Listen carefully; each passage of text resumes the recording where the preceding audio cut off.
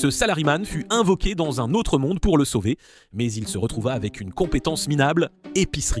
Abandonné à son sort, il réussit un jour à apprivoiser la bête la plus puissante grâce à sa cuisine, et même à charmer toutes les déesses.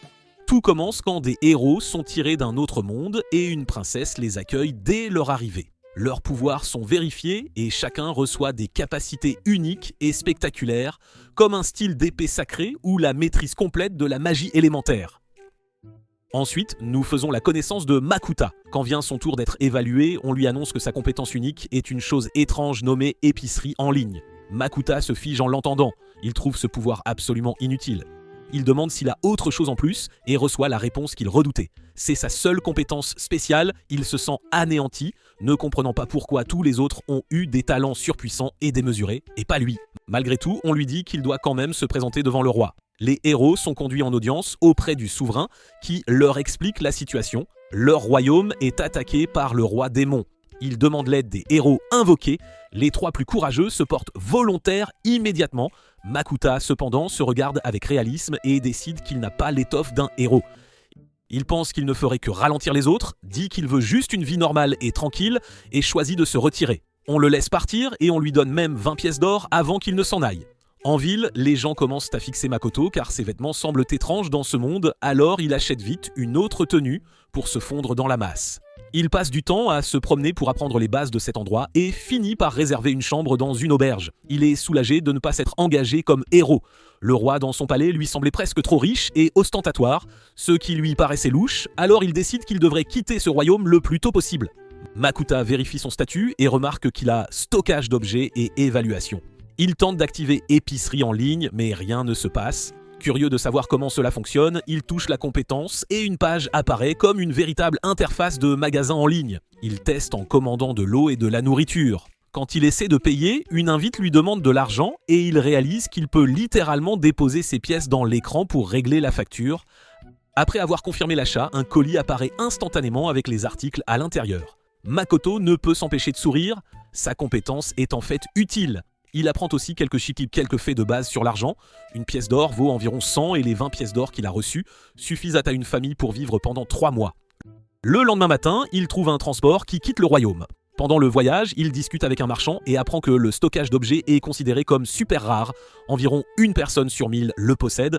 Cela fait tressaillir Makuta. Il demande ensuite des informations sur l'évaluation et le marchand lui dit que c'est encore plus rare, en gros, quelque chose que seuls les héros invoqués d'un autre monde ont tendance à posséder. En entendant cela, Makuta devient nerveux et essaie de ne pas paraître suspect. Le marchand lui demande où il va et Makuta répond qu'il vise le royaume voisin. Le marchand qualifie cela de décision intelligente, avertissant que ce pays se dirige vers la ruine et qu'il y a des rumeurs selon lesquelles les frontières fermeront bientôt. Cela choque Makoto. Finalement, leur calèche doit s'arrêter dans une taverne locale car le service est suspendu. Makoto apprend que les routes de calèche ont été fermées pour empêcher les gens de fuir vers les nations voisines si les citoyens s'échappent. L'armée du royaume diminue. Les hommes autour de lui disent qu'ils devraient essayer de partir tant qu'ils le peuvent encore. Makuta s'inquiète des monstres qu'il pourrait rencontrer sur la route, alors il se rend à la guilde des aventuriers et dépose une demande d'escorte pour quitter le royaume. La réceptionniste explique que puisqu'il voyagera à pied, le trajet prendra plusieurs jours et le coût sera de 8 pièces d'or. Makoto grimace devant le prix, mais sans meilleur choix, il accepte. La réceptionniste appelle un aventurier et nous rencontrons Werner, un aventurier de rang C. Ils discutent et Makoto propose de cuisiner pour le groupe pendant le voyage. Ils concluent un accord, prévoient de partir le lendemain et Werner présente le reste de son équipe.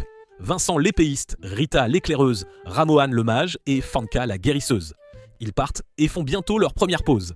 Makuta commence à préparer la nourriture et sort un réchaud de son stockage. Vincent est choqué par cette capacité de stockage et Rita est impressionnée que le réchaud ressemble à un appareil magique. Nous faisons un bref saut dans le passé. Un commerçant a essayé de vendre à Makuta un réchaud magique pour 50 pièces d'or, ce qui était bien trop cher. Au lieu de cela, Makuta a trouvé un réchaud bon marché, pas terrible, via sa boutique en ligne. De retour au camp, il prépare de la soupe et des sandwichs. Le groupe goûte et est stupéfait. Ramohan dit que la soupe est délicieuse, même si ce n'est en fait que de la soupe instantanée. Le pain est super moelleux, le meilleur qu'ils aient jamais mangé, et ils se sentent donc chanceux d'avoir accepté ce travail. Ils continuent de voyager, mais sont pris en embuscade par des monstres. Werner et Vincent les abattent rapidement, mais Makuta est secoué par le combat. Après s'être soigné, Rita part en éclaireuse et signale un sanglier rouge à proximité. Ils discutent en mode tactique, mais le sanglier charge soudainement. Il est énorme, et Makuta est stupéfait par sa taille. Werner lui dit de se mettre à couvert et l'équipe engage le combat. Ils abattent le sanglier et Makuta est impressionné par leur force. Il dépeste le sanglier pour sa peau et ses cornes, mais il y a beaucoup trop de viande à transporter. Makuta suggère de stocker la viande dans son inventaire, ce qui résout le problème du poids. Il s'arrête pour attendre pour dîner et tout le monde est impatient de manger sa cuisine à nouveau. Ils se pressent autour pour regarder et Makuta dit qu'il est timide. Mais honnêtement, il ne veut juste pas révéler comment sa compétence spéciale fonctionne. Il commence à cuisiner quand même, jetant du bacon, du chou et des pommes de terre dans une marmite, puis ajoute des saucisses et fait mijoter le tout pour en faire un ragoût riche. Il distribue les bols, se demandant discrètement si le goût pourrait leur déplaire, mais le groupe se jette immédiatement dessus, continue de manger et en redemande. Makoto est surpris qu'ils aiment autant. Ramoan explique que sur la route, ils mâchent habituellement de la viande séchée et rongent du pain dur, donc c'est une amélioration énorme. Rita dit même que son corps se sent mieux après le repas. Cela attire l'attention de Makuta. Il utilise l'évaluation et est choqué de voir que les statistiques de Rita sont améliorées. Il évalue la nourriture et découvre qu'elle confère un bonus. Maintenant, il craint que si la nouvelle se répandait, les gens pourraient essayer de le cibler, alors il décide de garder cela secret. Pendant ce temps, quelque chose dans les buissons les observe. À quelques jours de la frontière du royaume voisin, ils établissent leur campement dans une forêt. Makuta décide que le menu de ce soir mettra en vedette la viande de sanglier. Il la coupe en morceaux et badigeonne une sauce spéciale qu'il a achetée via sa boutique. Tandis que la viande grésille, l'odeur est incroyable et même la bête cachée à proximité est attirée par l'arôme. Quand Makuta a fini, le groupe prend une bouchée et reste silencieux, sous le choc. Alors les éloges fusent, ils n'ont jamais rien goûté de pareil. Makuta hausse les épaules, disant que le secret est dans la sauce. Juste à ce moment-là, les expressions de l'équipe se tendent soudainement. Une bête sort de derrière Makuta, un Fenrir, il parle et il exige une part de la viande. Makuta sert rapidement une assiette, le Fenrir l'avale en une seule bouchée et en demande plus. Makuta lui dit d'attendre pendant qu'il prépare une autre fournée. La bête accepte et Makuta se dépêche de griller davantage. Il empile un énorme plateau mais le Fenrir le démolit aussi et en veut encore. Makuta continue de cuisiner et la bête continue de manger et de demander encore et encore jusqu'à ce qu'elle soit enfin satisfaite. Impressionné que Makuta ait pu le satisfaire, le Fenrir annonce qu'il va former un contrat de familier avec lui.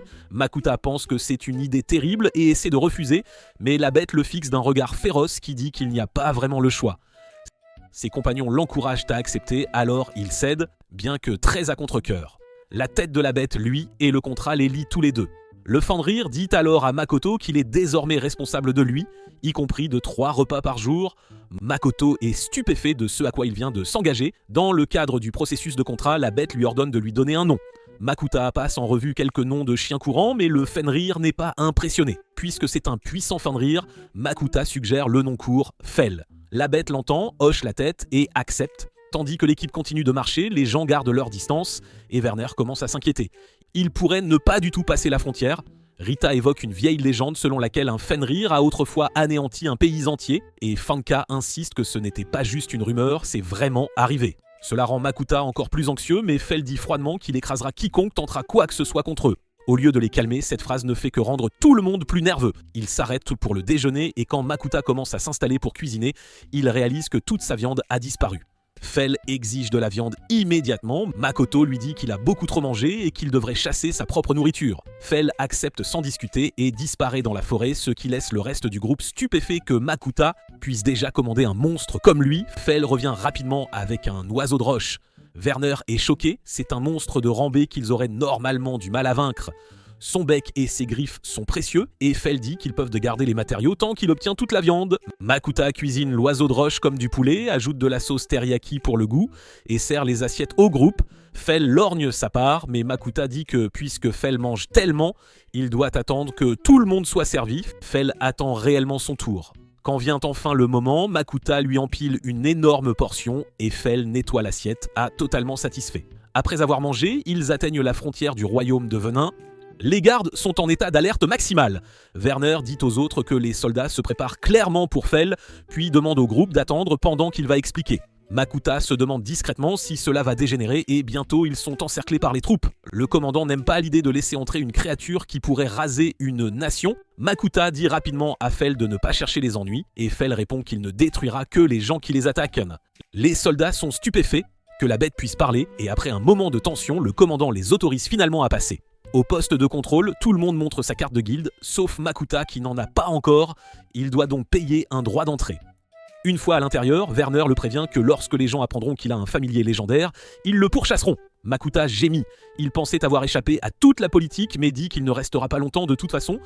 Son plan est de continuer à voyager et de gagner de l'argent grâce à sa compétence unique de boutique en ligne. Werner suggère qu'adhérer à une guilde l'aiderait. Makuta penche pour la guilde des marchands, mais Vincent souligne que la guilde des aventuriers est celle qui peut dépouiller les bêtes de Fell et acheter les parties. Makuta n'arrive pas à se décider. Fanka ajoute que bien que ce ne soit pas courant, il peut s'inscrire aux deux. Ils entrent dans la ville, se voient imposer un autre droit d'entrée et un serviteur se précipite immédiatement, invitant le légendaire dompteur de bêtes à rencontrer le comte.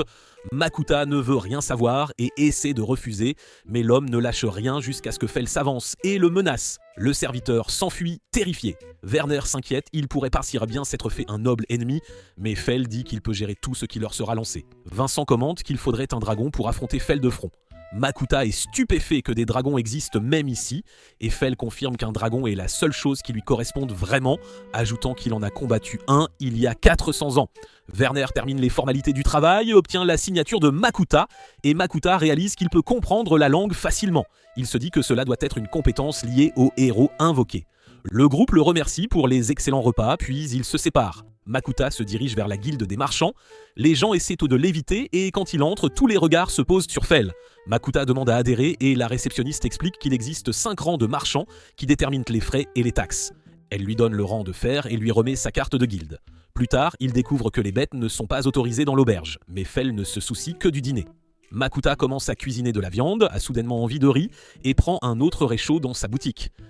Fell observe avec impatience tandis que Makuta termine avec une sauce, puis dévore l'assiette et la qualifie de délicieuse. Makuta lui tend un autre steak et Fell remarque que la saveur a changé. Makuta dit qu'il a différentes sauces et Fell est étonné que la même viande puisse avoir un goût totalement différent. Au final, la préférée de Fell est celle à l'ail. Makuta se prépare un bol de bœuf, le goûte et se surprend même de voir à quel point c'est bon. Avant de dormir, Makuta prépare des articles à vendre le lendemain. Il retourne à la guilde des marchands pour décharger ses marchandises. La réceptionniste vérifie son stock, a l'air choquée et s'enfuit. Makuta se demande si quelque chose ne va pas, mais elle l'invite bientôt à l'intérieur pour rencontrer le maître de guilde. Le maître examine son sel et son poivre et dit que la qualité est de niveau royal, digne d'un roi. Il demande où Makuta les a trouvés. La vérité est que Makuta les a achetés dans sa boutique, mais il dit simplement qu'il les a ramassés en voyageant, et le maître respecte sa vie privée sans insister. Alors l'offre tombe. Le maître achètera tout pour 14 pièces d'or. Makuta est stupéfait car chacun ne lui a coûté que 5 pièces de cuivre. Pendant qu'il réfléchit au taux de change, le maître prend le silence pour de l'hésitation et augmente le prix à 17 pièces d'or. Makuta accepte. Il n'arrive pas à croire à quel point c'était facile et se dit qu'il n'aura pas à s'inquiéter pendant un certain temps. Ensuite, il se dirige vers la guilde des aventuriers, qui a une ambiance totalement différente. Il dit qu'il veut adhérer, mais la réceptionniste a l'air ennuyée et lui glisse juste un formulaire. Il le remplit et elle lui jette une carte, disant qu'il commence au rang G. Il demande une explication rapide et elle soupire. Puis il lui dit que les aventuriers sont classés du rang G au rang S. Il peut accepter des missions jusqu'à un rang supérieur au sien, et la guilde n'est pas responsable des blessures ou des décès. Makuta consulte le tableau des quêtes et choisit une quête facile de cueillette d'herbe pour commencer. Le lendemain matin, Makuta se prépare à partir, mais Fell le fusille du regard et dit que c'est l'heure du petit déjeuner. Ils atteignent les champs et Fell prétend qu'il a encore faim, qu'il n'y avait pas assez d'ingrédients. Makuta lui dit de chasser à nouveau. Fell accepte, mais s'inquiète pour la sécurité de Makuta s'il n'est pas à proximité, disant qu'il peut sentir les monstres aux alentours. Fell lui dit de ne pas s'inquiéter, lance une barrière protectrice, puis s'élance en criant à Makuta de préparer le déjeuner pour son retour. Makuta commence la quête d'herbe. C'est facile pour lui car il peut utiliser l'évaluation directement sur le terrain pour repérer les bonnes plantes. Il termine la tâche rapidement et se demande même si rendre des herbes supplémentaires lui rapportera une plus grande récompense. La mission accomplie, il décide de préparer le déjeuner. Comme il n'a plus de viande, il choisit un repas bon marché dans sa boutique, des spaghettis.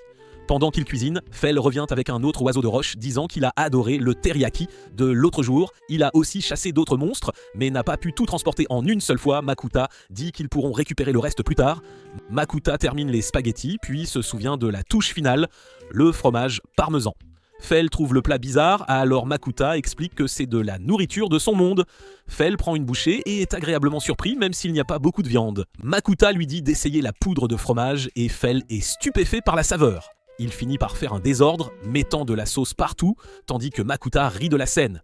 Juste à ce moment-là, Makuta voit la montagne de monstres que Fell a chassés. Il y en a de toutes sortes empilés. Makuta commence à les stocker les uns après les autres. Il se demande si elles sont toutes comestibles, puis reconnaît un orque. Fell explique que les orques sont considérés comme des mets délicats, en gros des cochons ambulants. Tout étant rangé dans le stockage, il décide qu'il est temps de retourner en ville. Plus tard, Makuta se rend à la guilde des aventuriers et remet les herbes. La réceptionniste est surprise qu'il en ait apporté autant, plaisante qu'il a dû avoir de la chance et lui paie 9 pièces d'argent pour le lot. Ensuite, Makuta demande comment vendre des monstres, ce qui la prend au dépourvu jusqu'à ce qu'il pointe Fell du doigt. Elle leur perd, se fige une seconde puis retrouve son calme et dirige Makuta vers le boucher de la guilde. Makuta sort un orque de son stockage et le boucher s'inquiète immédiatement qu'il n'y ait pas assez de place, alors il se déplace vers l'arrière-cour. Le boucher dit qu'il a déjà entendu des rumeurs sur Makuta en ville.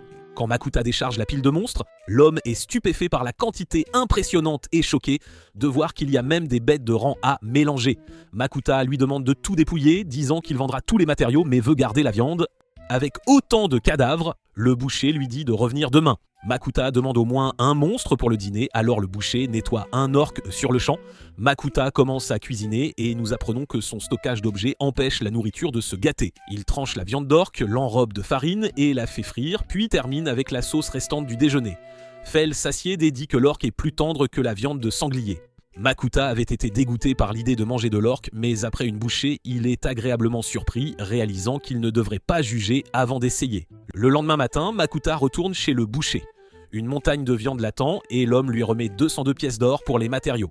Makuta est choqué par le montant, le boucher lui dit de ne pas être si ignorant et explique la valeur de certaines parties comme les testicules d'orque utilisés pour augmenter la force et les défenses de sanglier utiles pour l'artisanat. Il donne également à Makuta plusieurs pierres magiques tombées des monstres de rang A. Le boucher mentionne que les habitants de la ville se sont disputés à propos de Makuta, se demandant si Fell est vraiment un Fenrir ou juste un grand loup. En traversant la ville, Makuta entend le débat dans les rues. Il décide qu'il est temps de passer à autre chose et dit à Fell qu'il ne devrait pas rester trop longtemps au même endroit.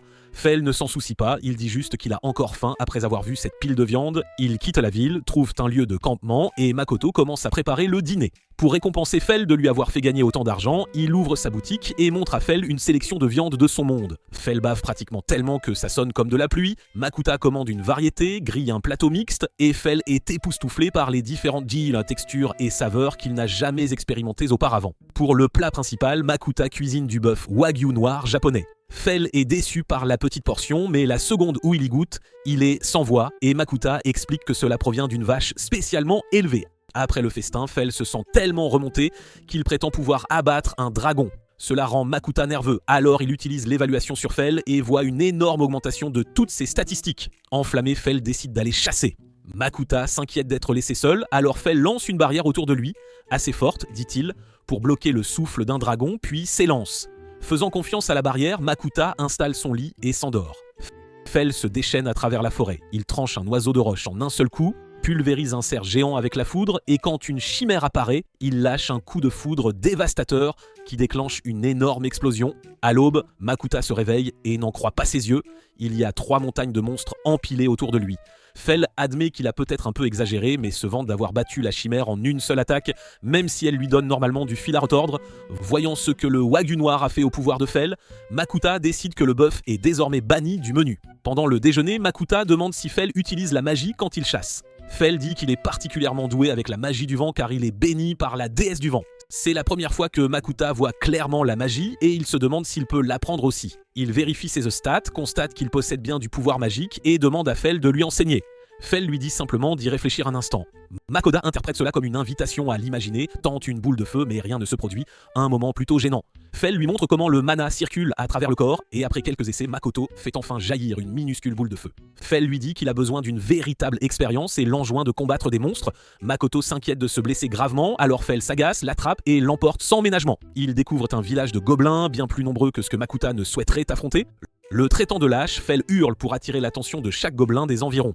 Alors qu'ils sont poursuivis, Fell dit à Makuta qu'il n'a d'autre choix que de se battre, puis s'enfuit pour trouver le chef gobelin, abandonnant Mukuda à son sort. Makoto commence à lancer des boules de feu tout en courant, puis trébuche et un gobelin lui saute dessus, mais la barrière de Fell le sauve juste à temps. Il continue de lancer des sorts et finalement une boule de feu jaillit avec force, explosant violemment. Il s'effondre immédiatement, totalement à court de mana, épuisé. Fell revient et achève le reste des créatures. Quand Makoto se réveille, il est profondément secoué par toute cette épreuve, mais Fell lui dit qu'il devrait le remercier de l'avoir forcé à s'entraîner et ajoute qu'il sent que Makoto a monté de niveau. Makoto vérifie et constate qu'il a effectivement acquis la compétence de magie de feu. Pour le féliciter, Fell ramène le roi gobelin traînant son corps. Il est immangeable, mais il contient une pierre magique et ces pierres se vendent très cher.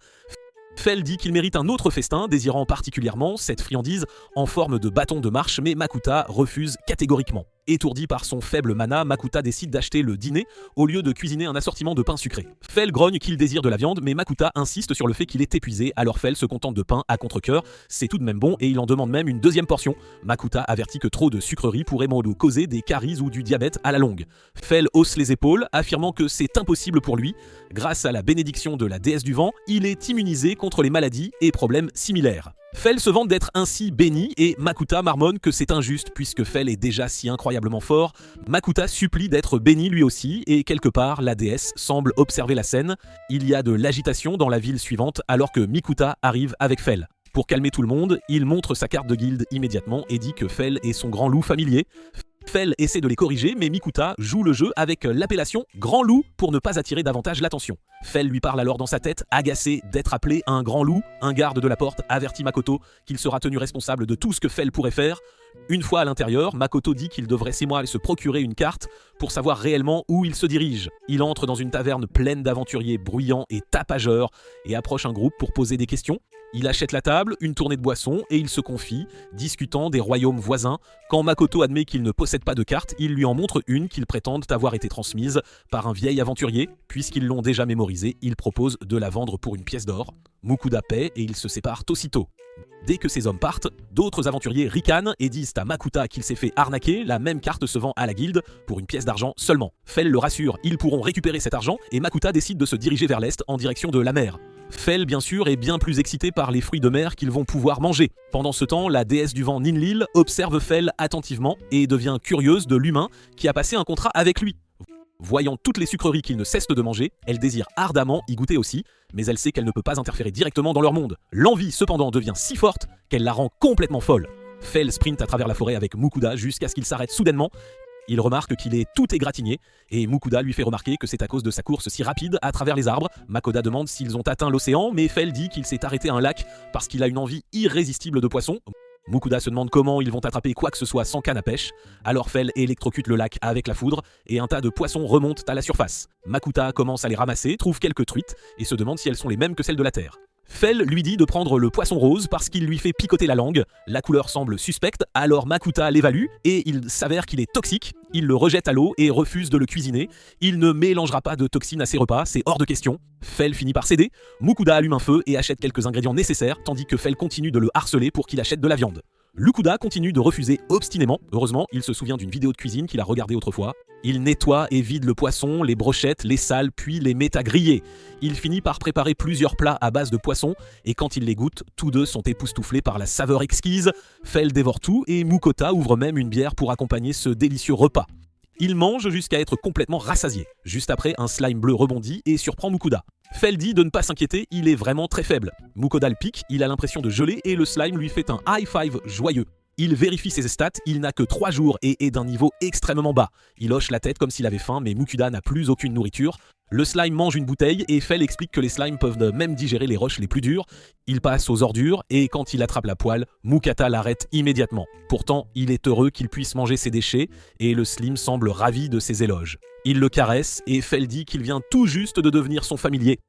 Mukota est confus car il n'a jamais fait de contrat formel, mais Fel explique qu'accepter ses sentiments était amplement suffisant. Une vérification rapide de son statut prouve qu'il a rejoint le groupe. Fel lui dit de le nommer et Makuta l'appelle Sui. Quelques jours plus tard, Makuta commence à s'essayer à la magie de la terre, mais il ne peut même pas lancer un simple caillou. Fel suggère une pratique concrète et directe, pourtant Makuta est toujours traumatisé par la chasse aux gobelins et refuse catégoriquement. Pendant qu'il se repose, Sui essaie de manger sa bouteille une fois de plus. Makuta remarque que Sui a grandi et est déjà au niveau 8. Il se demande si les objets d'un autre monde accordent au slime des avantages similaires aux bœufs alimentaires. Fel a de nouveau faim, comme à son habitude, alors Makuta lui prépare un bol de viande d'orque et fait même un petit bol pour Sui. Makuta en mange un aussi, bien sûr. Fel demande une deuxième portion et Sui en réclame aussi davantage. Après le dîner, Sui lave la vaisselle en dissolvant uniquement les restes de nourriture, ce que Mukuda apprécie grandement. Puisque c'est le premier vrai repas de Sui, avec eux, Mukuda sort du doriyaki, une pâtisserie fourrée à la pâte de haricots rouges sucrés. Au lever du soleil, Fel reçoit un message divin d'une déesse. Quand Mukuda se réveille, Fel le lui transmet aussitôt. La déesse du vent Ninla le bénira s'il prie et offre des sucreries d'autres mondes une fois par semaine. Ce ne sera pas une bénédiction complète, mais une mineure qui confère tout de même l'immunité aux altérations de statut et un boost magique. Mukuda pense que c'est une excellente affaire et accepte immédiatement. Il demande comment prier et Fel dit que n'importe quel autel fonctionne, même une simple roche tant que le sentiment est sincère. Pour la première offrande, Ninlil demande du doriyaki ainsi que du pain à la crème et du pain au melon. Mukuda n'arrive pas à croire qu'elle commande par nom, c'est incroyable, mais il les prépare et les offre quand même sans hésiter. La nourriture disparaît et il reçoit la bénédiction divine. Laduahu Ninlil se régale et n'arrive pas à croire à quel point les friandises sont douces et sucrées. Elle les dévore et se sent instantanément triste quand elles ont disparu. Elle sirote le café qu'il a envoyé et adore comment son amertume se marie parfaitement avec le dessert. Elle promet de savourer le reste puis mange tout de toute façon sans attendre. De retour à l'entraînement, Makoto lance maintenant une pierre plus grosse avec plus de vitesse et de force grâce à la bénédiction. Sui monte au niveau 13 et Makoto se demande s'il pourrait évoluer un jour, qui sait. Il continue de s'entraîner jusqu'à ce que son mana s'épuise complètement, puis mange du chocolat pour récupérer et en partage un peu avec Sui. Fel revient de reconnaissance et remarque qu'ils ont grignoté sans lui. C'est inacceptable. Mukata montre le chocolat et Fel prétend soudain qu'il est épuisé d'avoir couru. Mukata est sceptique, mais Fel dit que le porter tous les jours est fatigant, alors Mukata en commande davantage. Juste à ce moment-là, Makoto reçoit un autre message divin. Ninla veut aussi du chocolat, c'est incroyable. Il fait remarquer que ça ne fait pas une semaine, mais elle insiste et il l'envoie. Fel dit immédiatement qu'il est temps de se mettre en route. Quand Makuta demande pourquoi, Fel jette un regard fuyant et mystérieux et ils arrivent à l'entrée d'un donjon. Makuta se fige, mais Fel dit qu'ils sont là pour l'expérience, tout comme quand Makuta a appris la magie de feu en combattant les gobelins. Makuta essaie de s'éclipser discrètement et Fel le ramène de force. Fel prétend qu'il a déjà exploré l'endroit et que les monstres à l'intérieur sont faibles. Mukuda n'y croit pas tout à fait, mais Fel insiste que c'est la seule voie, avertissant qu'un jour il pourrait ne pas être là et que Mukuda devra se défendre seul. Mukuda accepte, mais veut se préparer correctement d'abord. Il déploie un véritable festin provenant de sa boutique. Fel demande ce qui se passe exactement et Mukata explique que la nourriture d'un autre monde donne des buffs temporaires, rappelant à Fel comment il s'est senti plus fort après avoir mangé ce bâton de marche. Comme il ne sait pas quel plat booste quelle statistique précisément, il prévoit de tout goûter et de donner les restes à Fel et Sui. Pendant qu'il mange un peu de chaque plat, Fel peut sentir ses statistiques augmenter. Sui engloutit sa part avec avidité et lèche l'assiette. Fel se demande si les ordures buffent aussi Sui, mais Makuta dit que les ordures aident Sui à monter de niveau, pas à buffer ses statistiques. Makuta finit avec le dessert et se sent complètement rassasié. Une vérification de statut montre environ un boost de 20% sur toutes ces statistiques et Fel et Sui ont également augmenté d'environ la même quantité. Fel dit qu'ils sont prêts, bien que Mukota admette qu'il est toujours un peu nerveux. Il se dirige vers l'entrée et Makuta rappelle d'abord à Fel de mettre sa barrière protectrice. Ils avancent lentement, mais Fel continue de le pousser en avant jusqu'à ce qu'une poussée envoie Makuta juste devant un slime. Il se sent coupable d'attaquer une chose si inoffensive, c'est vrai pourtant. Sui crache de l'acide et le fait fondre en un instant.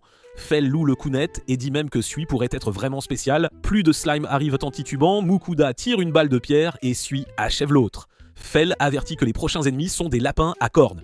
Il charge, Mukuda panique et il balance son épée autour de lui sauvagement. Alors qu'il s'enfonce, Mukuda demande pourquoi tant de monstres les attaquent. D'habitude, les créatures ne s'approchent même pas de Fel, c'est étrange.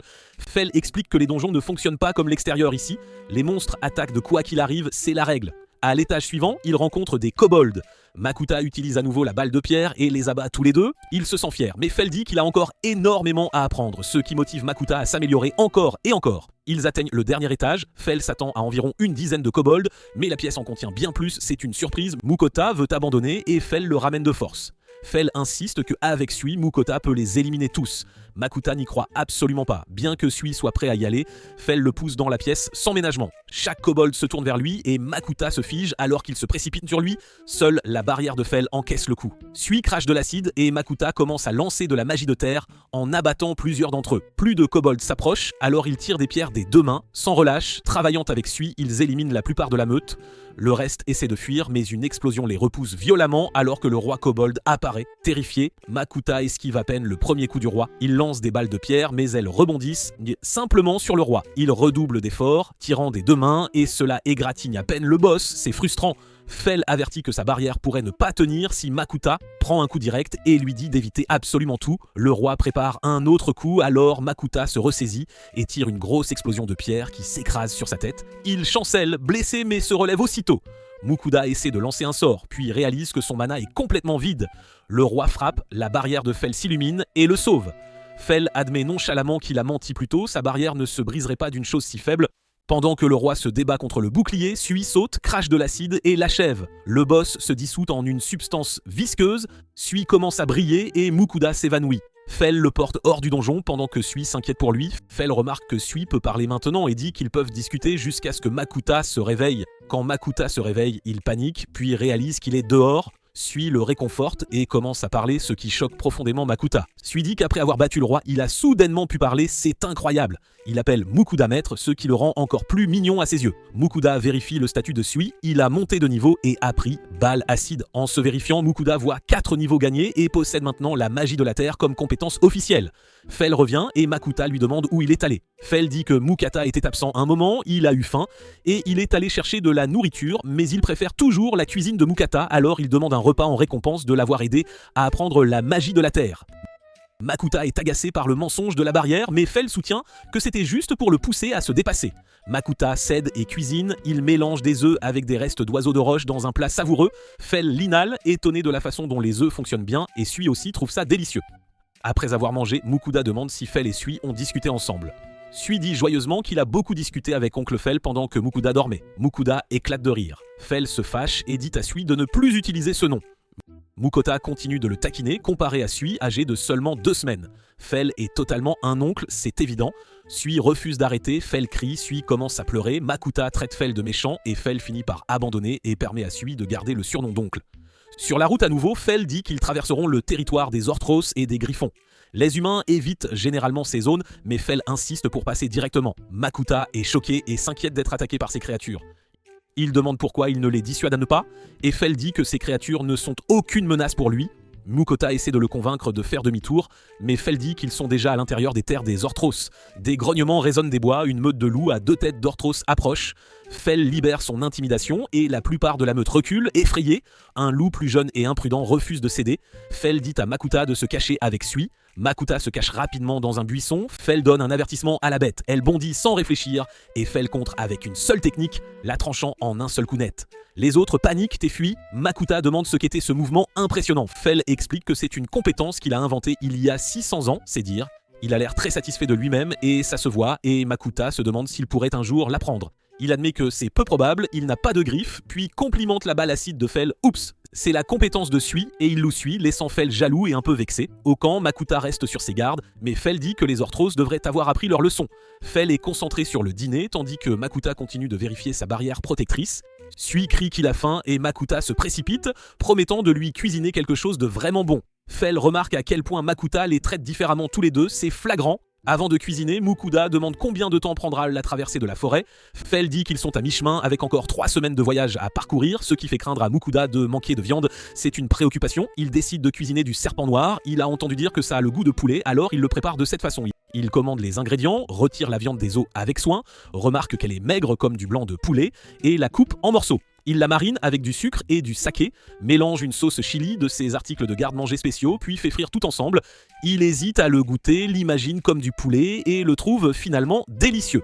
Fel demande une portion, s'empare du plat, le qualifie d'incroyable et demande immédiatement plus. Alors qu'il traversait les bois, Fel s'est soudainement arrêté net. Devant lui, un groupe de champignons lumineux pulsait doucement. Il a dit que ces champignons étaient connus pour restaurer le corps et qu'ils étaient assez rares à trouver. Entendant cela, Mukuda décida qu'il serait intelligent d'en faire une bonne réserve. Alors que Mukuda récoltait de plus en plus de chapeaux, Sui grignotait joyeusement quelques champignons à côté de lui. Peu de temps après, Mukuda avait une grande pile dans son sac et le corps de Sui commença alors à briller. Mukuda s'arrêta, inquiet que quelque chose n'aille pas bien, mais la lumière s'estompa après un court instant. Pour être sûr, il utilisa l'évaluation sur Sui et découvrit que Sui avait acquis une nouvelle capacité, le pouvoir de produire des potions de guérison. Fel devina que cela venait d'avoir mangé tant de champignons, c'était logique, et il se rappela avoir vu une fois un slim qui était devenu comme du métal, après s'être nourri uniquement de métal. Fou de joie, Mukata loua Sui et lui demanda d'essayer cette nouvelle compétence. Sui se concentra et un liquide se forma directement de sa main, c'est incroyable. Mukata attrapa une bouteille vide, la remplit et évalua le résultat. La potion apparut comme étant de haute qualité. Il apprit aussi que Sui pouvait faire 3 grades différents de potions, chacun restaurant une quantité différente de santé.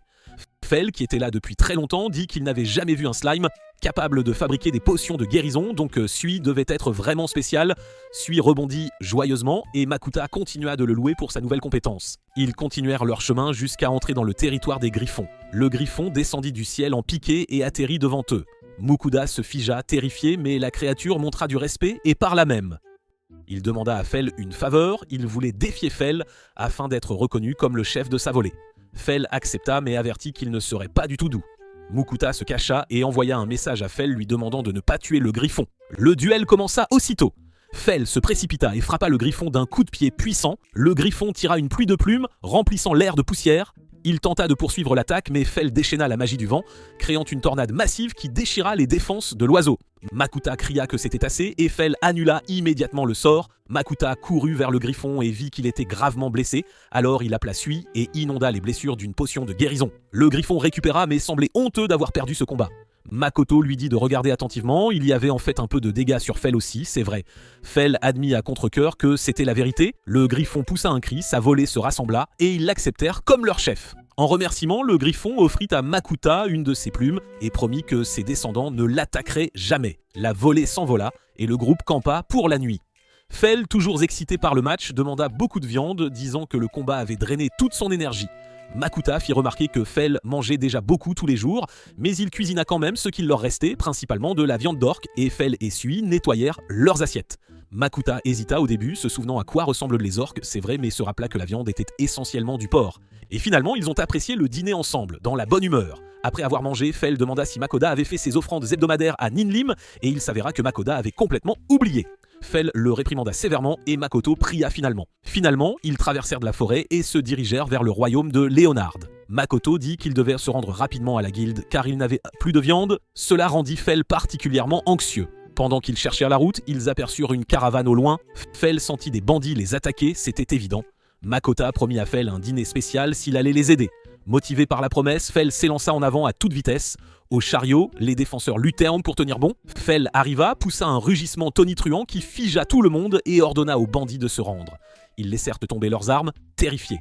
Les attaquants furent ligotés et le groupe rencontra Lambert, le propriétaire de la caravane, et Lars, le chef des aventuriers qui la gardait. Ils remercièrent Fel et furent surpris de rencontrer la personne dont tout le monde parlait dans les rumeurs. Mukota demanda où ils allaient et Lambert dit que leur destination était Carolina. Puisque Mukota était nouveau dans la région, il demanda s'ils pouvaient voyager ensemble.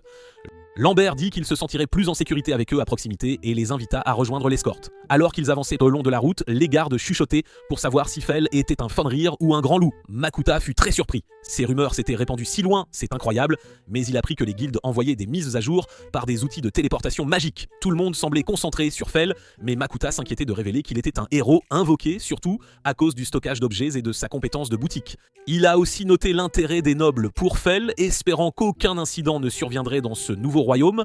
Ils ont campé pour la nuit et Fel a rappelé à Makuta sa promesse d'un dîner spécial pour avoir sauvé la caravane. Pendant que les gardes mâchaient leur viande séchée, Makuta a trouvé un coin tranquille pour cuisiner. Fel a de nouveau réclamé de la viande et même si Makuta était las de cette requête, Sui a dit qu'il en voulait aussi. Cela a changé l'humeur de Makuta. Il a accepté sur le champ. N'ayant plus de steak, il a décidé de combiner toutes les coupes restantes. Puisque ce repas devait être spécial, il a mis le paquet. Il a mariné la viande avec un mélange de sauce, l'a enrobé de farine pour une panure croustillante, puis a tout fait frire, transformant le tout en un plat façon poulet frit. Sui a adoré les deux saveurs distinctes, et Fel a dévoré sa part. Tandis que Mukota cuisinait, l'arôme s'est répandu dans le camp et le reste de la caravane a suivi l'odeur pour voir. Ils ont demandé ce qu'ils préparaient et Mukata les a laissés goûter le plat. Les hommes ont dit que c'était le meilleur repas de leur vie. Mukata a continué à frire et à servir jusqu'à l'épuisement total. Tous l'ont remercié, bien qu'il ait réalisé n'avoir presque rien mangé. Les gardes lui ont dit de se reposer pendant qu'il montait sur la garde. Certains bandits ont grommelé, mais Mukuto les a avertis de ne rien tenter, ou Fel les mettrait en pièces, et ils se sont tus. Après une nuit calme, ils ont atteint Carolina. Lambert a expliqué que Carolina était la 5e plus grande ville du royaume, sa famille y étant marchand de cuir depuis des générations. Les bandits ont été remis aux chevaliers de la ville et Lars est allé à la guilde déposer son rapport. Makuta a dit qu'il passerait aussi à la guilde et a promis de visiter la boutique de Lambert ensuite. Au comptoir, Mokuda a appris que sa carte d'aventurier avait été désactivée, n'ayant pas accompli le minimum de quêtes le mois dernier. Il a repensé à tout ce qu'il avait vécu, mais le commis a expliqué que la plupart des gens enchaînent vite les missions pour atteindre le rang F, prolongeant le délai à 3 mois.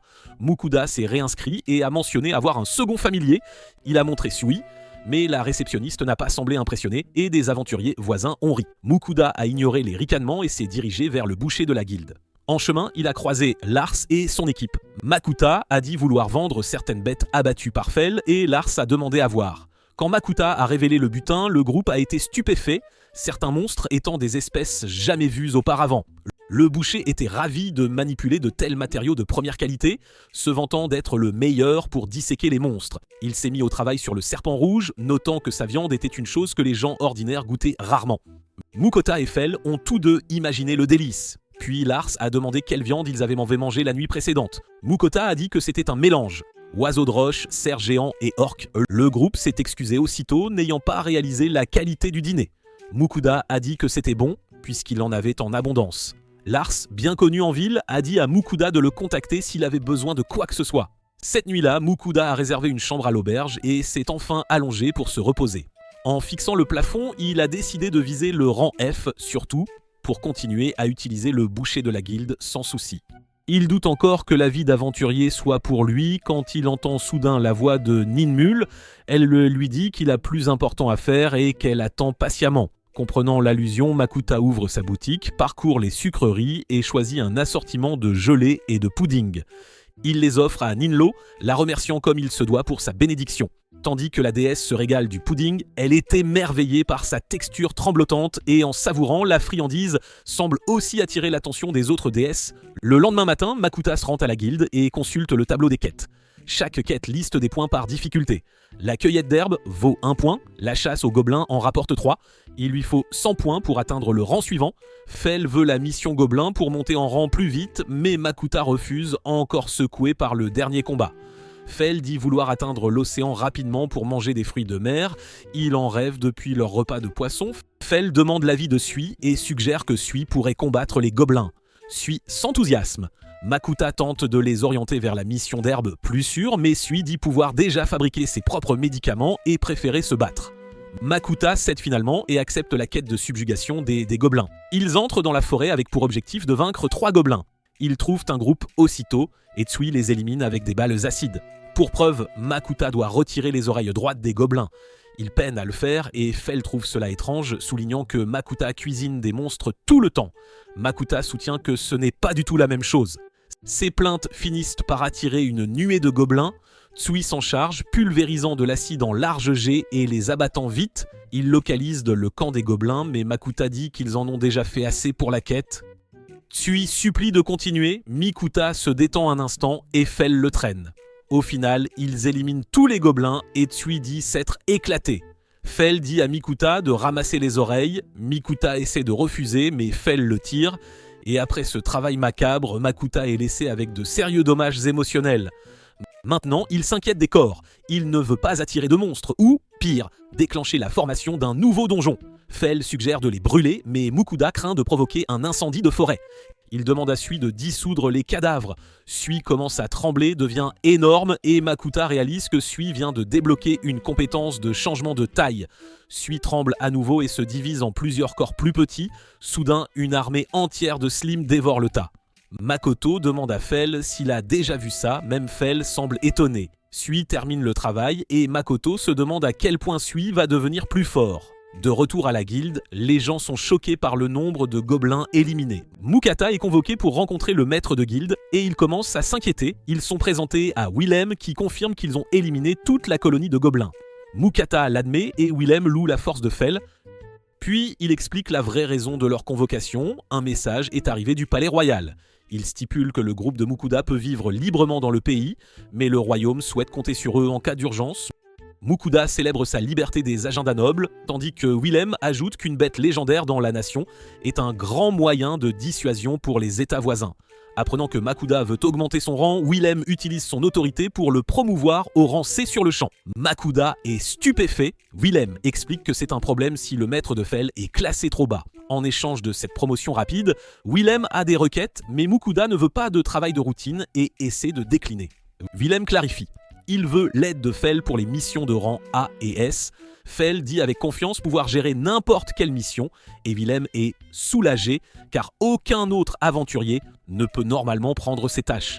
Willem promet aussi de dire aux autres de les laisser tranquilles. Sentant qu'il peut faire confiance à Willem, Makoto fait une demande spéciale et sort une cachette de monstres de haut rang qu'il gardait. Willem et le boucher sont ébahis. Le boucher n'a même jamais vu de chimère de près. Nakuta explique les avoir gardés cachés pour éviter de faire une scène. Il veut vendre le lot à la guilde, mais Willem dit qu'ils ne peuvent pas se permettre d'acheter même la chimère. Le boucher est ravi de travailler sur un ogre bleu et quand Makuta demande ce qu'il a de spécial, le boucher dit que c'est un monstre unique de rang S. Il signale aussi le roi orc, un autre rang S célèbre pour son pouvoir de contrôler tous les autres orcs. Makoda a du mal à croire combien de rangs S Fell a chassé. Tsui apparaît, disant vouloir être fort comme Fell, et Makuta commence à devenir nerveux. Willem leur dit de revenir demain quand la nouvelle carte sera prête. Ce soir-là, Makuta pense au dîner et Fell, sans surprise, dit vouloir de la viande. Makuta réalise qu'ils ont mangé beaucoup de friture dernièrement et décide de faire plus léger. Il fait bouillir des genoux d'oiseaux de roche, prépare un bol de légumes, puis effiloche la viande, Suède et Mukota termine avec une vinaigrette au sésame. Fell est sceptique quant à tous les légumes, mais ils finissent par nettoyer les bols et Sui dit que la sauce au sésame est particulièrement délicieuse. Makoto remarque qu'il a oublié de faire cuire du riz, alors il se fait un sandwich à la place. Sui demande à goûter et Fell demande immédiatement une deuxième portion. Après avoir mangé, Fell s'allonge, mais Mukota pense que c'est trop étroit pour lui car ils sont plus habitués à dormir dehors. Il sort un futon pour rendre l'endroit plus confortable et Fell s'endort aussitôt. Le lendemain, Makuta retourne à la guilde et est surpris de voir sa nouvelle carte d'aventurier argentée. Il a maintenant 6 mois pour accomplir ses missions, elle ne devrait donc pas être désactivée si facilement. Willem commence le paiement, comptabilisant les monstres vendus par Makuta. Le serpent rouge rapporte 200 pièces d'or et l'ogre bleu vaut 432 pièces d'or. Mukuda est stupéfait par les totaux. En ajoutant la subjugation des gobelins, la récompense grimpe à plus de 1900 pièces d'or. Il est sans voix et s'inquiète immédiatement que tant d'argent puisse attirer des ennuis. Willem expose ensuite les 2 missions pour lesquelles il veut de l'aide. La première est de maîtriser un groupe de lézards métalliques. Grâce à leur peau, ils sont pratiquement immunisés aux dégâts physiques. La seconde est de chasser un troupeau de taureaux à cornes sanglantes qui causent des problèmes sur un terrain de chasse pour débutants. Fell s'illumine à la deuxième tâche, les qualifiant de délicieux, et rêve déjà de steak. En quittant la guilde, Makuta suggère de partir le matin. Fell veut y aller tout de suite, mais Makuta dit qu'ils arriveraient après la tombée de la nuit s'ils se précipitaient et il préférerait éviter. En chemin, Makuta s'arrête à la boutique de Lambert car il veut un nouveau sac. Lambert sort une variété de sacs faits de différents matériaux. Puisque le sac est pour Sui, Makuta le laisse choisir. Sui en prend un en cuir de sanglier rouge. Makuta sélectionne aussi une ceinture et une paire de chaussures. Il pense à acheter des chaussures de sa boutique mais décide de ne pas trop se faire remarquer. Le total s'élève à 11 pièces d'or, mais Lambert insiste pour tout donner gratuitement, Makoto lui ayant sauvé la vie et servi ce repas de première qualité. Makoto le remercie, Lambert demande ensuite des nouvelles du serpent noir mangé plus tôt et se demande si Mukuda a toujours la peau. Makuta dit l'avoir déjà vendu à la guilde. Lambert a l'air déçu et explique qu'il y a une pénurie de peau de serpent en ce moment. Il rêve de mettre la main sur de la peau de serpent rouge et Makuta se sent mal d'avoir tout vendu à la guilde. Lambert lui demande de lui vendre directement. S'il obtient d'autres peaux de serpent, Makuta accepte. Après avoir quitté la ville, Fell a soudainement une envie de viande de serpent. Ils en ont parlé sans arrêt et Makuta se souvient à quel point c'était bon. Il décide de faire une autre fournée. Il marine les morceaux et promet à Fell qu'il pourra en manger autant qu'il veut. Quand Makuta teste un morceau directement de la poêle, Sui et Fell grommellent qu'il goûte sans œufs. Fell est prêt à se régaler, mais Mukota remet les morceaux dans l'huile pour une deuxième friture. Quand Fell et Sui commencent enfin à manger, ils disent que c'est encore meilleur que la dernière fois, extra croustillant d'avoir été frit 2 fois.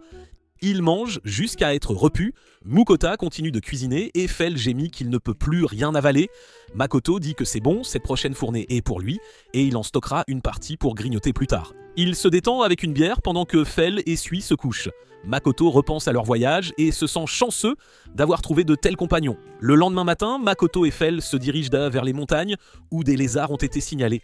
Makoto scanne les pentes, ne sachant où chercher, mais Fell sent quelque chose et le mène à une grotte. Makoto veut attendre dehors, mais Fell fonce. À l'intérieur, il voit un seul lézard et il brille. Makuta trouve cela étrange, puis réalise que c'est un lézard de mithril. Fell dit qu'il a dû évoluer en mangeant du minerai de mithril. Il avertit que la magie ne servira à rien, car le mithril désamorce les sorts. Makuta commence à s'inquiéter que ce sera délicat, mais Fell l'abat d'un seul coup de foudre, expliquant qu'il peut utiliser une magie que le mithril ne peut pas disperser. Makuta incline la tête en signe de respect et stocke le cadavre. Il repère aussi un morceau de minerai de mithril, commence à imaginer une arme en mithril et ramasse du minerai avec l'aide de Sui. Il pense que ce serait excellent pour une armure car cela neutralise la magie ou peut-être même utiliser la peau du lézard de mithril. Fel écrase nonchalamment un morceau et dit qu'il n'a pas du tout besoin d'équipement, sa barrière est bien meilleure. Voulant plus d'action, Fel suggère de passer à la deuxième tâche du maître de guilde. Makoto n'est pas prêt, mais Fel est impatient d'avoir du steak, alors il traîne Makoto. Ils atteignent les champs où errent les taureaux à cornes sanglantes. Makoto déglutit. Ils sont de la taille d'un rhinocéros et connus pour leur mauvais caractère, alors il attend sur le côté pendant que Fel approche. Tsui, ne voulant pas manquer ça, se précipite après Fel. Makoto se faufile pour regarder, en un éclair, une explosion retentissante et chaque taureau tombe. Tsui revient en courant, décrivant le combat avec enthousiasme et Fel le complimente pour son aide. Mukuda est stupéfait par le nombre qu'ils ont abattu et commence à emballer les corps. Sui se divise en plusieurs slimes pour aider à déplacer les carcasses. Makuta planifie déjà une série de plats de bœuf. De retour en ville, Willem et le boucher regardent le lézard de mithril sous le choc. Mukata se raidit, craignant d'avoir fait quelque chose de mal. Le boucher dit qu'un lézard de mithril intact est incroyablement rare. La dernière observation enregistrée remontait à 400 ans. Willem ajoute qu'en trouver un signifie généralement une nouvelle veine de mithril à proximité. Le mithril est si rare qu'il n'y a que 3 mines dans le monde entier. Mukata est sidéré. Willem explique qu'ils devront garder le lézard comme offrande au roi, mais Makoto sera payé pour l'avoir vaincu et pour la découverte de la mine, probablement environ 5000 pièces d'or. Le boucher admet être jaloux et Mukuda a l'air terrifié par le montant. Willem demande ensuite des nouvelles des taureaux et Mukuda révèle avoir déjà terminé cette requête aussi, les laissant à nouveau sans voix. En partant, Mukuda craint que sa vie tranquille ne soit ruinée. Fel dit que ça ne sert à rien de stresser, il est bien plus intéressé par le steak. Mukuda tranche d'épais steaks, les saisit à la poêle à point, puis les enveloppe dans du papier d'aluminium pour les laisser reposer pendant que Fel et Sui attendent. La première bouchée explose de jus et tous deux la trouvent incroyable. Fel la compare au wagyu qu'il aimait et demande immédiatement une deuxième portion. Mukota sert une autre tournée et ajoute sa sauce à steak préférée, ce qui la rend encore meilleure. Il mange jusqu'à être rassasié et Fel admet qu'il sera difficile de revenir à la viande crue après ça. Fel rappelle ensuite à Mukuda ses offrandes à Ninlo qu'il a encore oublié. Makuta se dépêche de préparer un plateau et pendant qu'il prie, il entend Ninlil énumérer exactement ce qu'elle veut. Alors qu'il envoie les sucreries, les voix des autres déesses interviennent. Elles se plaignent que ce soit injuste que Ninlil accapare tous les desserts. Ninlil argumente qu'elle est celle qui l'a béni. Les autres disent qu'elles le béniront aussi s'il leur envoie des offrandes. Ninlil essaie de bloquer ça. Makuta dit avoir déjà la bénédiction de Ninlil, mais les autres déesses les soulignent que la sienne n'était que mineure et qu'il n'a aucune affinité avec le vent. Elle suggère que puisqu'il est naturellement aligné avec le feu et la terre, les bénédictions de Kishar, déesse de la terre, ou d'Ani, déesse du feu, seraient bien meilleures pour lui. Ninlil intervient pour dire que le dieu de la création est en colère à cause de trop de bénédictions distribuées. Elles répondent donc que ça devrait aller si elles donnent aussi des bénédictions mineures. Yukuda demande si quelqu'un dans l'histoire a déjà eu plusieurs bénédictions, et la réponse est non. Il essaie d'utiliser cela pour refuser poliment, mais les deux déesses le bénissent quand même. La déesse de l'eau Rusalka se sent alors exclue. Mikoda n'a aucune affinité avec l'eau, donc sa bénédiction serait gaspillée, et elle pleure qu'elle sera la seule à ne pas avoir de friandises. Les autres paniquent et disent à Mikoda de régler ça. Il n'a aucune idée de quoi faire jusqu'à ce que Sui le frotte. Voyant Sui, Mukuda demande à Rusalka de bénir Sui à la place. Toutes les déesses sont d'accord et Rusalka accorde à Sui une bénédiction complète. Kishar note que Rusalka a mis le paquet, mais Rusalka dit que c'est bon. Elle ne donne sa bénédiction qu'une fois tous les 100 ans. Contrairement aux autres qui les distribuent constamment et mettent le créateur en colère. Maintenant que tout le monde est béni, ils réclament tous des sucreries. Alors Mukota envoie une très grande boîte de desserts. Ravi, Makoto vérifie son statut, remarque les nouvelles bénédictions et Tsui demande ce que fait une bénédiction. Makoto explique que cela protège et augmente la puissance, mais Tsui ne comprend pas vraiment. Il décide de le tester le lendemain. Quand Makoto essaie sa magie le matin, sa puissance est bien plus élevée qu'avant. Même après une longue session, il n'est pas épuisé, ce qui le rend très heureux des bénédictions. Il demande à Sui d'essayer la magie de l'eau pour vérifier le don de Rusalka. Sui forme un orbe d'eau tourbillonnant, Mukuda est stupéfait et demande jusqu'où Sui peut le lancer. Sui le lance sur un arbre et le couche, puis transforme l'eau en lame et tranche d'autres arbres. Vakota trouve ça incroyable mais avertit Sui de ne jamais l'utiliser sur des gens en ville. Fel veut soudainement s'entraîner avec Sui, sûr d'avoir trouvé un adversaire digne, mais Makuta dit que c'est trop tôt et Fel a l'air déçu. Makuta continue de s'entraîner et apprend un nouveau sort de mur de pierre. Fel part à la chasse et le soir, Mikuta est excité de montrer qu'il a utilisé sa magie de la terre pour construire une petite maison. Fel et Sui ne sont pas si impressionnés. Fel revient en se promenant portant un serpent noir, disant l'avoir apporté parce que Mikuta a un accord avec Lambert. Kuta le regarde, méfiant du timing, mais Fel veut juste la récompense qui lui importe le plus, un dîner spécial. Au lever du soleil, Fel s'étire et admet que la petite hutte de terre était en fait assez confortable. Il se demande ce qu'il devrait pas refaire aujourd'hui, peut-être partir chasser, mais Makuta n'en a pas envie. Au lieu de cela, il dit qu'il devrait retourner en ville et livrer le serpent noir que Fel a attrapé pour Lambert. Ils suivent la route vers la guilde et Makuta se dirige directement vers le boucher. Les morceaux de taureau à cornes sanglantes qu'ils ont laissés plus tôt sont déjà parés et emballés et le boucher compte le paiement pour la portion que Makuta a choisi de vendre. Ensuite, Makuta sort un serpent noir frais de son stockage d'objets.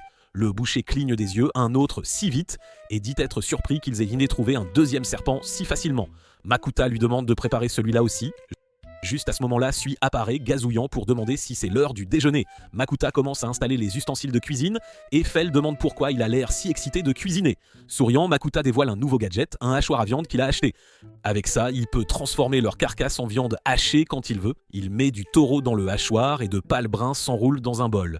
Sui est fasciné, demande à essayer et aide à tourner la manivelle. Une fois qu'ils ont pris le rythme, ils passent aussi de l'orque, puis mélangent les deux viandes dans un grand bassin. Mukuda y casse des œufs, ajoute des oignons hachés et des assaisonnements et forme de belles galettes parfaites pour le stockage afin que les repas soient faciles plus tard. Il en dépose quelques-unes dans une poêle chaude, les saisit et termine avec sa sauce spéciale. Fel a du mal à attendre pour manger. Après avoir vidé leurs assiettes, Mukuda lave sa chemise, mais le savon local mousse à peine et laisse une sensation grasse. Cela lui donne une idée.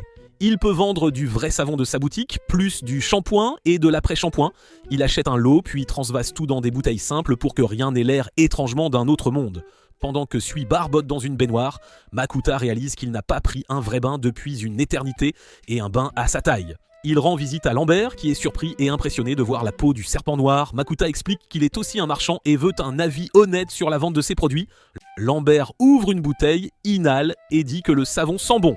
Makuta explique qu'il ne fait pas que sentir bon, il nettoie mieux, puis il décrit le shampoing pour laver les cheveux et l'après-shampoing qui les rend soyeux et doux. Pendant une seconde, le visage de Lambert se crispe et Makuta s'inquiète d'avoir dit la mauvaise chose. Jusqu'à ce que les yeux de Lambert lui montent aux larmes. Lambert le remercie en larmes, son anniversaire de mariage approche, sa femme en a marre des sacs et accessoires habituels et il ne savait absolument pas quoi lui offrir. Ses produits de bain sont parfaits parce qu'elle adore prendre des bains, c'est sa passion. En entendant cela, Makuta demande si Lambert avait vraiment une baignoire chez lui. Lambert rayonne, il en a fait construire une sur mesure pour sa femme. Makuta est stupéfait et s'imagine déjà se prélasser dans l'eau chaude. Il demande à la voir et Lambert le conduit à une magnifique installation. La baignoire est splendide, Lambert explique les coûts, un appareil magique pour purifier l'eau et un mage de terre engagé pour construire la cuve, plusieurs centaines de pièces d'or au total. En posséder une est la preuve qu'un marchand réussit très bien. Makuta décide qu'il en veut une et Lambert propose de lui présenter le vendeur. Makuta est ravi. Avant de partir, il donne des échantillons à Lambert, suggérant qu'il les teste lui-même avant de les offrir à sa femme. Pas question d'expérimenter sur elle. Lambert accepte immédiatement. Le lendemain, Makuta revient. Lambert arrive en hâte avec sa femme qui se présente comme Marie et elle a une avalanche de questions. Lambert avoue, un peu gêné, qu'il a gâché la surprise après avoir pris son bain. Il sentait incroyablement bon et ses cheveux étaient devenus si doux, alors elle l'a remarqué tout de suite. Marie dit qu'elle a aussi essayé les produits, le shampoing nettoyait mieux que tout ce qu'elle avait utilisé auparavant et l'après-shampoing rendait ses cheveux magnifiques et lisses. Makuta pense qu'ils veulent en acheter plus, mais Lambert demande en fait si Makuta vendra la gamme dans sa boutique. Ça surprend Makuta, Lambert tient une boutique de cuir, mais Marie est absolument certaine que ça se vendra, disant que ce serait dommage si un autre marchand s'en emparait avant, car toutes les femmes de la ville en voudront. Elle insiste pour qu'ils aient toute la gamme, et Makuta accepte puisqu'il n'a pas de boutique à lui. Marie est ravie, en plus, elle aura son propre stock personnel. Après avoir livré une grosse cargaison à leur boutique, Makuta rentre épuisé. Fel suggère immédiatement une expédition dans un donjon, mais Makuta refuse. Il a été convoqué par le maître de la guilde. Pendant que Fel attend dehors, Makuta entend des aventuriers chuchoter à propos d'un wyvern égaré et ressent un frisson. Les wyverns sont très dangereux. Il entre dans le bureau de Willem et se fige, il y a une montagne d'or empilée sur la table. Willem dit que la récompense pour la découverte de la mine de Mithril est de 5800 pièces d'or. Makuta ne peut penser qu'à une chose. Une baignoire, je peux m'acheter une baignoire. Une alarme retentit, urgence, un troupeau de wyverns approche, tout le monde est choqué, un troupeau entier d'un coup, c'est inhabituel. Willem fait rapidement le lien, puisque Makuta a anéanti les taureaux à cornes sanglantes que les wyverns chassent normalement. Les créatures se sont regroupées pour trouver de nouvelles proies. Des aventuriers blessés affluent. Plusieurs souffrent du poison mortel du wyvern, la guilde est presque à court de potions et d'antidotes. Makuta prend des potions de haute qualité dans son inventaire et Willem en utilise une. Les blessures se referment instantanément et même le poison est complètement neutralisé. Tout le monde regarde, stupéfait par le rétablissement complet. Le pire étant soigné, Willem ordonne à tous les rangs, C et supérieurs, de se rassembler. Makuta réalise que ça l'inclut. Alors que les gens rassemblent leurs armes, Fell s'avance et dit à Willem de se retirer. Ils s'occuperont des wyverns. Makuta ne veut absolument pas y aller, mais Fell s'ennuie et déclare que la viande de wyvern est délicieuse et que chaque wyvern qu'ils vaincront leur appartiendra. Willem propose un soutien, mais Fell dit qu'il ne ferait que les gêner. Dans les champs, il repère le troupeau qui tourne en hauteur.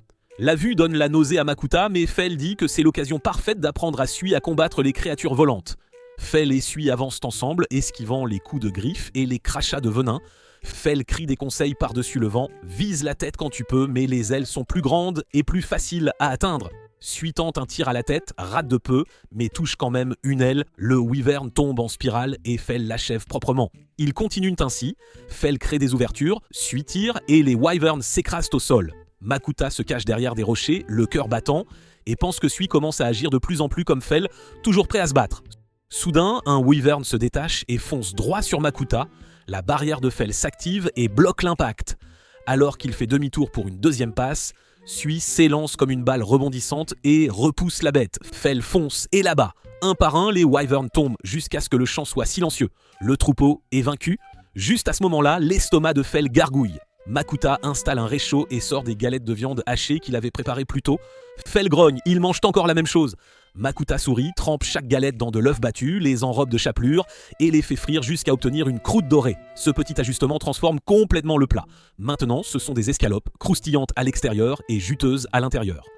Fell mord dedans, cligne des yeux et sourit. Il n'en revient pas du goût si différent et dit que le croquant ajouté est parfait. De retour à la guilde, Willem et les aventuriers commencent à s'inquiéter, se demandant si Makuta pouvait vraiment gérer un ciel rempli de wyverns. Enfin, Makuta entre et rapporte qu'ils les ont tous anéantis. Les aventuriers applaudissent, ce que Makuta trouve un peu étrange, jusqu'à ce que Willem explique que si la guilde avait combattu de front, au moins la moitié d'entre eux seraient morts. Willem admet qu'il craignait qu'ils aient échoué parce qu'il avait pris tant de temps pour qu'ils reviennent, et Makuta se sent un peu coupable. Le combat était facile, ils se sont juste arrêtés pour déjeuner, mais il garde ça pour lui. Fell, bien sûr, lâche la vérité, et Makuta rougit. Makuta ajoute qu'il y avait 13 wyverns au total. Willem veut acheter les parties et Makuta est heureux de tout vendre sauf la viande, mais la guilde ne peut en acheter que la moitié. Ce soir-là à l'auberge, Makuta se souvient soudain de ses offrandes.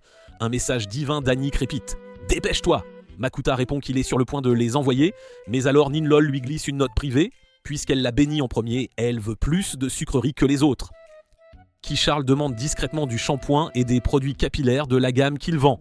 Et Ruka veut goûter plus de nourriture. Makuta dit qu'il ne peut pas cacher ce qu'il envoie puisqu'il livrera tout en même temps.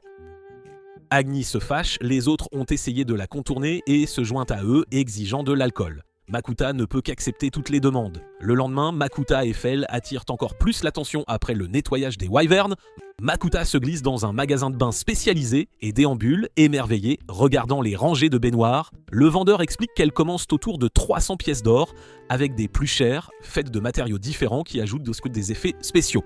Pendant qu'ils comparent, le vendeur montre leur tout nouveau modèle, bien que pour Makuta, elle ressemble à une baignoire normale.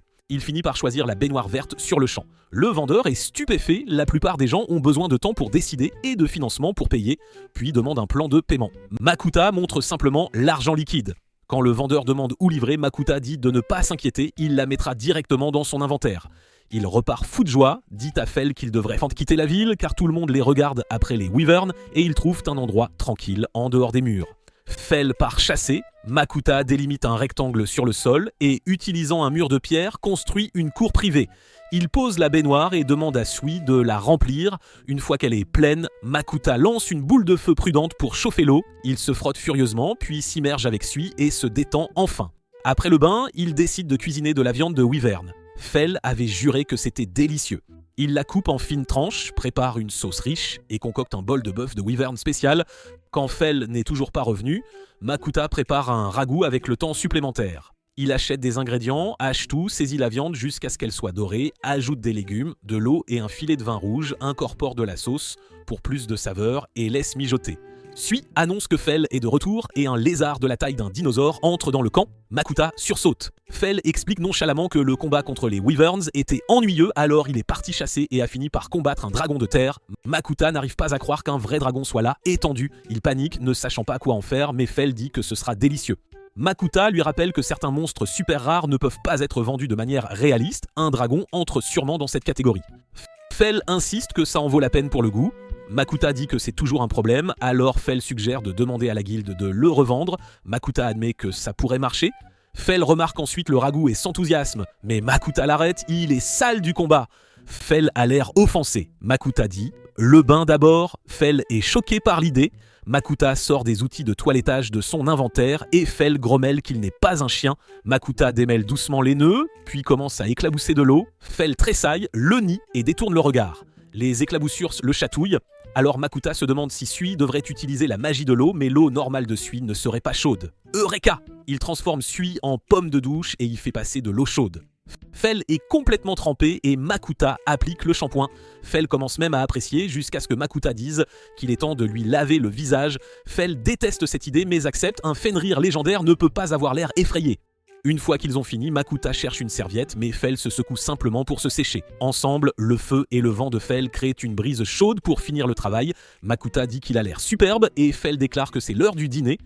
Ils commencent par les bols de bœuf, Fell dit qu'ils sont incroyables et Makuta est surpris que le wyvern ait un goût très similaire au wagyu. Pendant qu'ils mangent, Makuta dit à Fell qu'ils vont faire des bains réguliers une habitude. Fell a l'air mécontent mais Sui gazouille que Fell est beau maintenant, alors Fell accepte à contre-cœur.